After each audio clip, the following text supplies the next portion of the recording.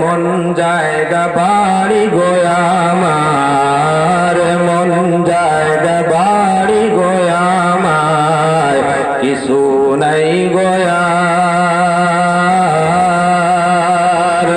নাই জানালা নাই গো দরজা, নাই জানালা নাই গো দরজা, শুধু অন্ধকার,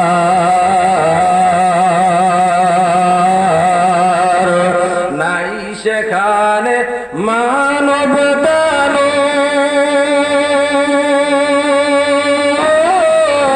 নাই সেখানে মানব দানো,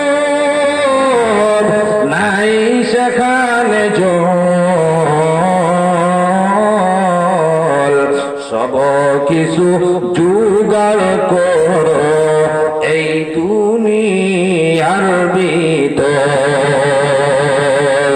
সম্ভব হইতো কিনা? আমরা তো যাই নাই, বাইরে যাইনি। যদিন তবলিগের সাথী আয় তো এমনি যদিন 7 জন 8 জন যদিন নমাজের মাঝে আয় তো কোন জমাত যদিন খুদা না খাস্তা খালি চিল্লার আই গেছুন গিয়া বাদর দিয়ে ই বাদর রক্তটা কি দেবা মসজিদ খালি হয়ে গেছুন গিয়া কিতা হইল ইমাম সাহেব মানুষ কিতা হইছে বলে জি না এমনি তো মসজিদ আলহামদুলিল্লাহ পুরা মানুষ থাকেন আর জমাতে এলা কোনবাদি গাই বইছেন গিয়া ইলা হয়নি বা ইলা হয়নি।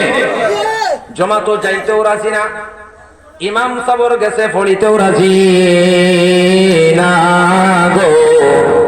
কারণ যদিন ইমাম সাবর গেছে আমি সানা খোয়াত লাগি, ইমাম সাবর মধ্যে গেছে যদিন আমি 4 নম্বর কলেমা খোয়াত লাগি, ইমাম সাবর গেছে যদিন আমি তাশাহুদ খোয়া লাগি, আমি দরুদ শরীফ খোয়াত লাগি, আমি যদিন দোয়াই কোন খোয়াত লাগি, সূরাতুল ফাতিহা যদিন ইমাম সাবর গেছে আমি তিলাওয়াত করি।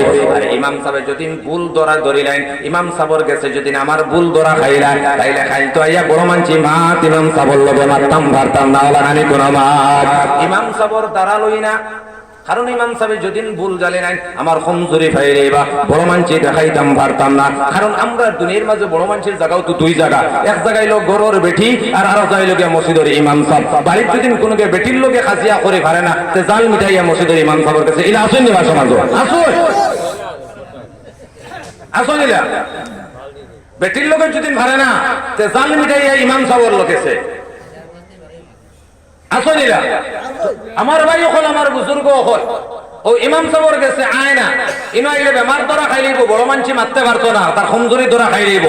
এখন মসজিদেও আইতো পারেন না, মক্তবেও এডমিশন লইতে পারেন না, কারণ তার নাতিনসা মসজিদও আইন। এখন তাই যদি মসজিদে এডমিশন লইতে নাতিনসা আপনার মাটিত বুয়াতে এতান খান্দ বইবা ওলা তাই আমার ইনো তাই না আইতরা না, তবলিগও তাই যাই না, খানকাতো তাই যাই না, মাদ্রাসাতো তাই এডমিশন নাই। এখন কিতা করতাম করতাই কিতা ও তবলিগও বারো ইমাম সাবর ফাওয়াতে দরিয়া মুক্তবর জেলা হুজুরে পড়াইতা ওলা একটা রুটিন বানাইয়া পড়ার ব্যবস্থা করো।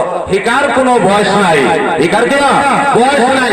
দোয়াই কোনো তো আপনি জানেন না সহ্য করে হিকক কোনো শরম নাই, যে কোনো মানুষের সামনে আপনি যাকুয়া, যে কোনো মানুষের সামনে আপনি গিয়া কোয়া কোনো ধরনের শরম নাই।